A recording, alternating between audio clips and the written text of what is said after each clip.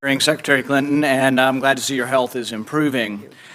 One of the things that disappointed me most about the original 9/11 was no one was fired. We spent trillions of dollars, but there were a lot of human errors. These are judgment errors, and the people who make judgment errors need to be replaced, fired, and no longer in a position of making these judgment calls.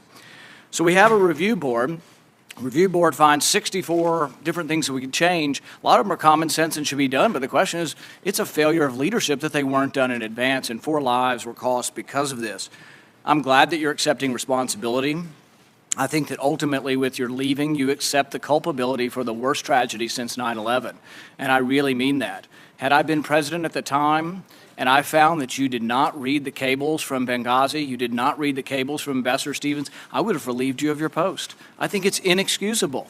The thing is that, we can understand that you're not reading every cable. I can understand that maybe you're not aware of the cable from the ambassador in Vienna that asked for $100,000 for an electrical charging station. I can understand that maybe you're not aware that your department spent $100,000 on 3 comedians who went to India on a promotional tour called Make Chi Not War.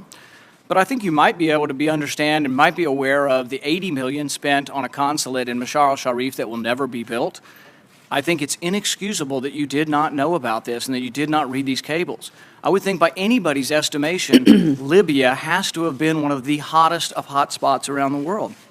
Not to know of the request for securities really, I think, cost these people their lives. Their lives could have been saved had someone been more available, had someone been aware of these things, more on top of the job. And the thing is I don't suspect you of bad motives. The review board said, well, these people weren't willfully negligent. I don't think you were willfully. I don't suspect your motives of wanting to serve your country, but it was a failure of leadership not to be involved. It was a failure of leadership not to know these things.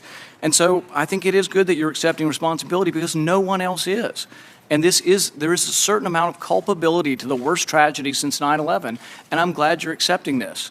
Now my question is the U.S. involved with any procuring of weapons, transfer of weapons, buying, selling, anyhow transferring weapons to Turkey out of Libya? To Turkey? I will have to take that question for the record. Nobody's ever raised that with me. It's been in news reports that ships have been leaving from Libya and that they may have weapons. And what I'd like to know is the annex that was close by, were they involved with procuring, buying, selling, obtaining weapons? And were any of these weapons being transferred to other countries, any countries, Turkey included? Well, Senator, you'll have to direct that question to the agency that ran the annex.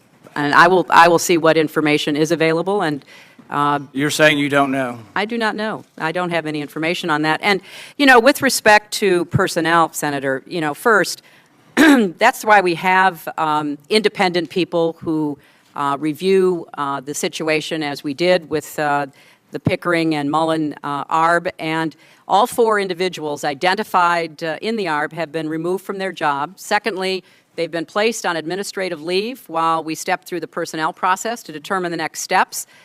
Third, both Ambassador Pickering and Admiral Mullen specifically highlighted the reason why this is complicated because under federal statute and regulations, unsatisfactory leadership is not grounds for finding a breach of duty.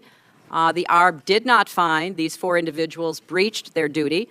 So I have submitted legislation to this committee, to the Congress, to fix this problem so future ARBs will not face the situation. But here's the problem. The review board has all these recommendations, but there's one thing they failed to address, and I think you've failed to address, and it sets us up for another tragedy like this.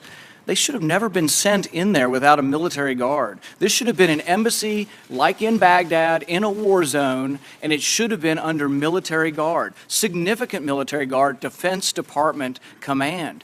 I don't think the State Department's capable of being in the war zone and protecting these people. I still don't think that. I think another tragedy could happen. I think another tragedy could happen in another war zone around the world.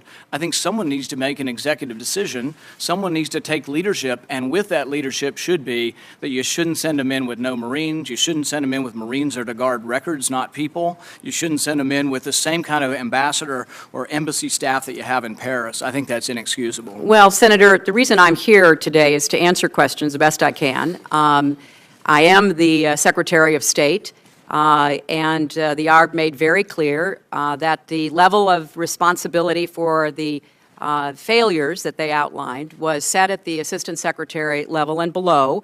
The administration has sent officials to the Hill more than 30 times. We've given as much information. We've been as transparent as we can. Obviously, we will continue to brief you and others to answer any and all questions that you have about going forward.